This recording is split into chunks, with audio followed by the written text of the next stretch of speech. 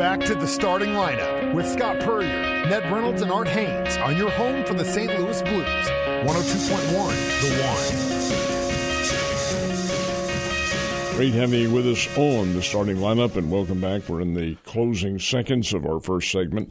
Very interesting interview with Katie Pritchard. She has her everything well in tow there. Doing a good job out there, obviously. And I've always been kind of interested how that dynamic happens with Willard's boundary lines. I mean, why is any part of Springfield south of I-44 considered part of their school district? Well, the only thing I can think of is that when I-44 was created, that part of Willard District was in that, and they didn't want to change that. At least I'm assuming that's what the situation was, but we don't associate with that as such because it's I-44 has been there for so long. Yeah, it just seems like, and it would be a challenge to make those kids feel like they're actually part of Willard community when they actually live in Springfield. It could be a different dynamic there. Guy Newcomb texted me Colt Blair would be a good matchup for Katie Pritchard in the in either a shooting contest or a one-on-one contest between ADs. And by the way, Scoreboard Guy will be over at the press conference at Hammons Field coming up at 8:30, where they're going to announce we think a name change for what has been Hammons Field. So stay tuned, and we'll talk to Guy. We'll be checking social media when it comes out, but then Guy will join us.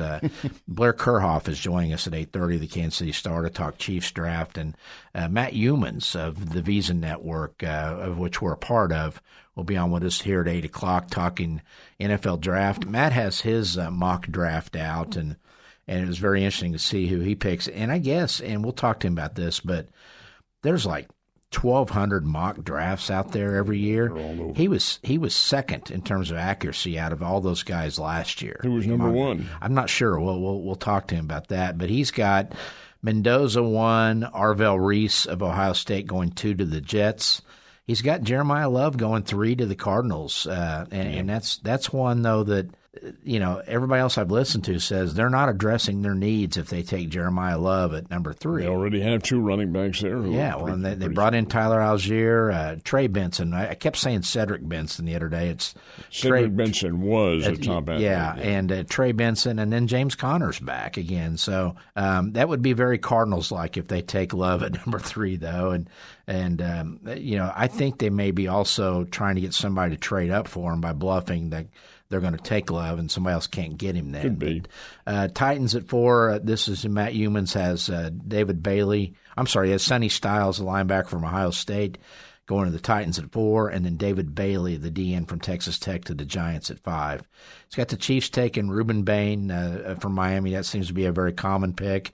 And then with their 29th, he's got the Chiefs taking Colton Hood, cornerback out of Tennessee. Does this all start at 6 o'clock? 7 o'clock. 7 o'clock. 7 o'clock our time here. Mm-hmm. All right, give me a ballpark figure, and maybe you can make a bet on this on the VSiN network, what time it's over.